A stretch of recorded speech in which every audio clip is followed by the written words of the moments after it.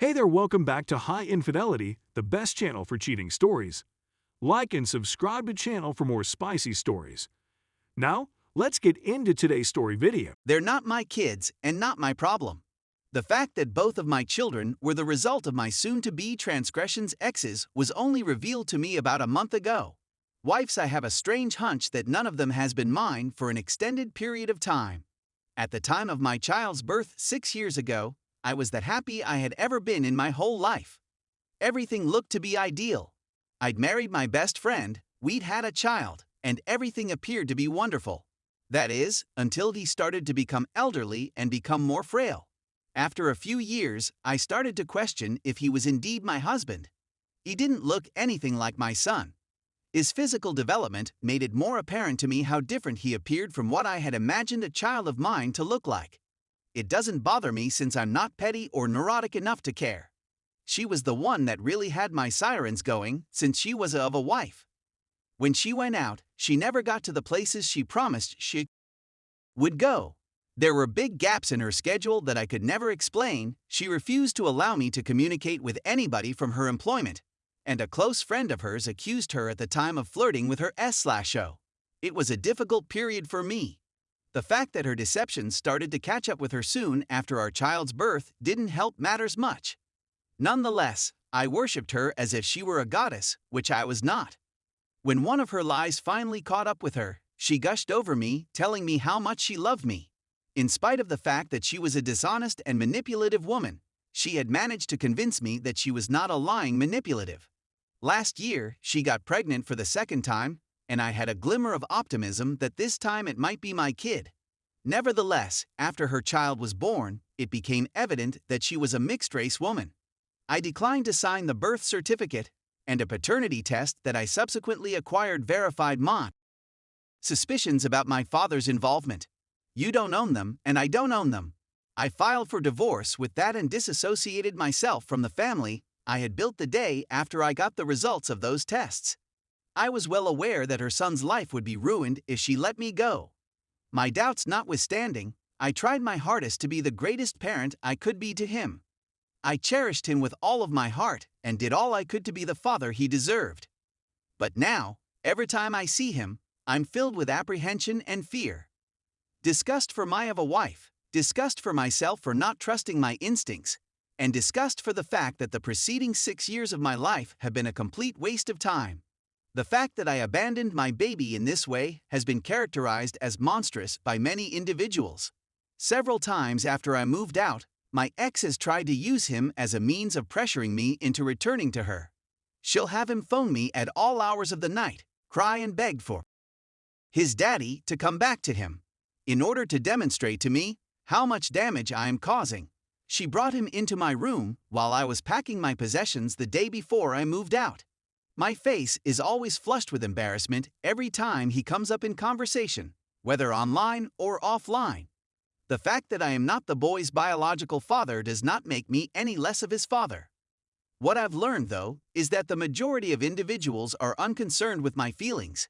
The only people who have supported me during this tragedy have been my parents, despite the fact that my own siblings have labeled me a bad person for abandoning a child in such a manner. Because a child is involved, my feelings of betrayal and loss are rendered worthless by the circumstances. I'm certain that it is not his fault.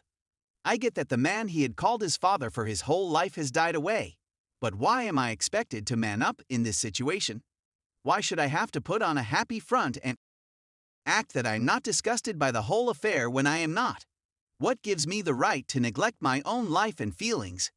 But even though I was never the boy's father, I treated him as such and still do. If I were forced to assume that role, I would come to loathe and despise him much more.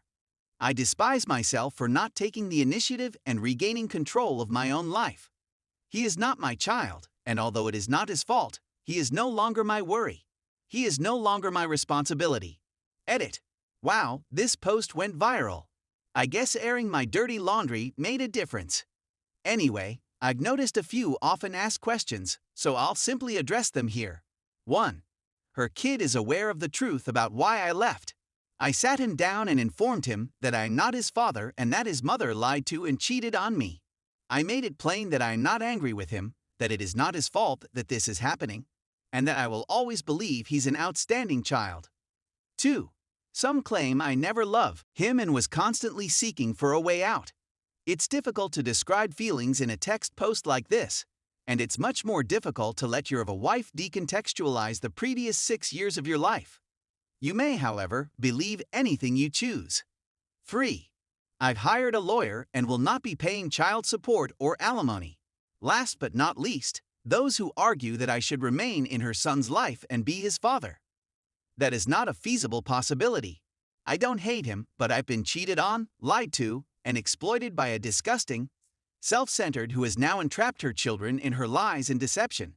He is a victim of her acts, yet he is not to blame. However, it will never erase the fact that we are living in a brutal world. I don't dislike him, but it makes me sad to think about how he feels. But when I look at him, all I see is 6 years of my life that I was misled to. I was used for 6 years of my life, and 6 years of accumulated uncertainties and disappointments with a woman who exploited me. There is no putting aside my animosity to attempt to participate in his life, since the life I spent with him was nothing more than a facade constructed by his mother. This is the hard truth I'm dealing with, and I just cannot put myself or him through it any longer. Edit 2.